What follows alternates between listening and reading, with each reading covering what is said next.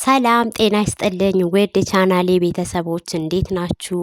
በትናንትናው ዕለት በሰይፉ ሾው ላይ እጅግ በጣም የምንወዳትና የምናከብራት ድምፃዊት ራሄል ጌቱ ቀርባ አንዳንድ ጠቃሚ የሆኑ ምክር አዘል የሆኑ ቃለ ምልልሶችን ስታደርግ ነበረ ያመሸችው እሁድ ዕለት ትናንትና ማለት ነው።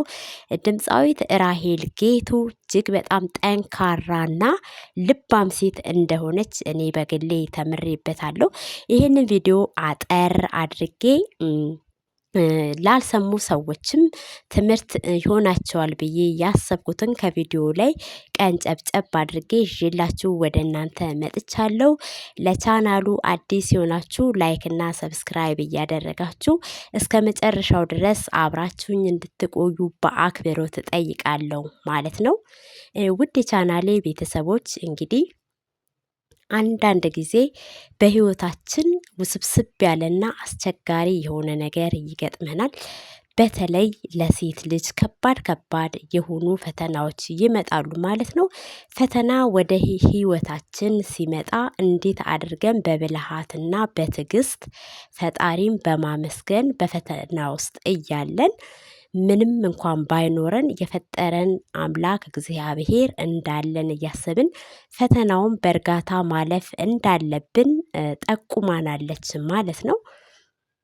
እንግዲህ እጅግ በጣም አሁን ላይ ስኬታማ ሆና በልጅነቷ በህፃንነቷ እናቷንም አባቷንም ያጣች እዚህም እዛም እያለች በህፃናት ማደጎ በአክስቶቿ ቤት ምናምን እያለች እንዳደገችና ዛሬ ላይ ግን ያ ሁሉ ነገር አርፎ ታሪክ የተቀየረበት ህይወት ላይ ታሪኳን ቀይራለች ማለት ነው ከፈጣሪዋ ጋር።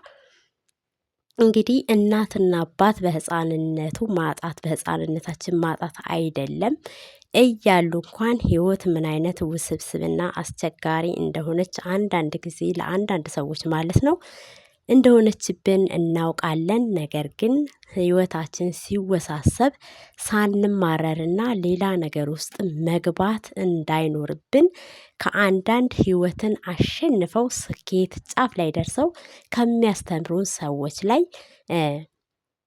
ልምድ ለማግኘት ማዳመጥና በትዕግስት በሚመጣብን ፈተና ዝቅ ብለን አልፈን ህይወት እንደሚቀየር የማያልፍ ነገር እንደሌለ እግዚአብሔር ደግሞ የፈጠረውን የማይረሳ ፍጡራኖቹ እንደሆንን አስበን አንዳንድ ፈተና ወደኛ ሲመጡ ራስ ማጥፋት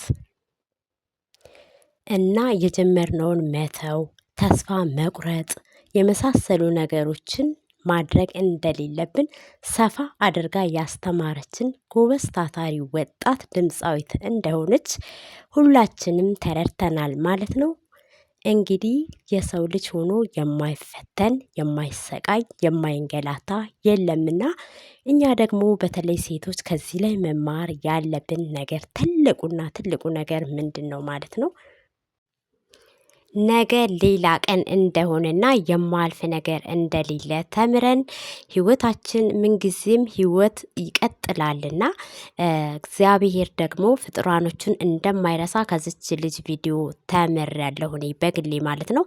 ድምፃዊት ራሄል ጌቱ በህፃንነቷ እናትና አባቷን ብታጣም ግን ጠንካራና ጎበዝ ልጅ ስለነበረች ዛሬ ላይ ጥሩ ህይወት እንዳላትና እንደሷ ተንገላተው እያደጉ ያሉ ልጆች እናትና አባታቸውን እያጡም በቃ የሚንከራተቱ ህፃናቶች አሁን ላይም ኢትዮጵያ ላይ የሉም ማለት አይደለም አሉ።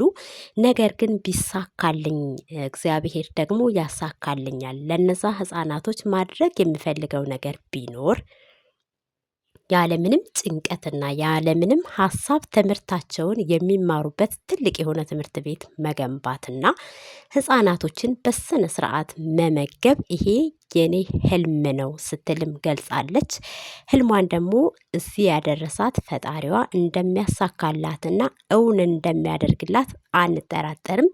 ለህልሟ እግዚአብሔር አምላክ አሁንም ከፊት ለፊቷ ቀድሞ እንዲያስተካክልላት የሁላችንም ምኞት ነው ማለት ነው።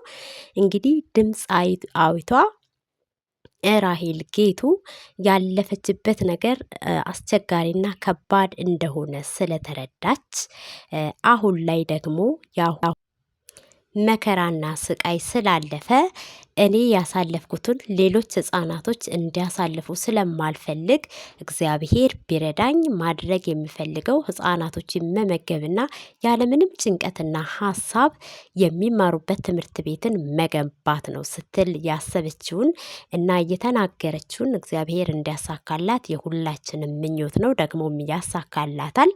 ያሳካልሽ፣ ያደርግልሽ። ይሄ የሁላችንም ምኞት ነው ማለት እንወዳለን። እዚያ ደረሰ እግዚአብሔር ሁላችንንም ይጠብቀናል። የሰው ልጅ ትዕግስት፣ ተስፋ፣ እምነት መኖር አለበት። ላመነበት ነገር ጠንክሮ መስራትና ተስፋ ያለ መቁረጥ፣ የፈጠረውን ፈጣሪውን ማመን። ያ የፈጠረው ፈጣሪ ደግሞ የፈጠረውን ሰው ስለማይረሳ እግዚአብሔር ከፊት ለፊታችን እንዳለ ከዚህ ቪዲዮ ላይ ተምረናል። እንግዲህ እግዚአብሔር ሁልጊዜም ከኛ ጋር እንደሆነ ነው ያስተማረችን የነገረችን ማለት ነው። ልምድ ካላቸው ሰዎች ላይ እና በችግር ውስጥ አልፈው ዛሬ ላይ ህይወታቸውን የቀየሩ ሰዎች ሲናገሩ ቁጭ ብለን የምናዳምጠው እንግዲህ ይጠቅመናል ማለት ነው።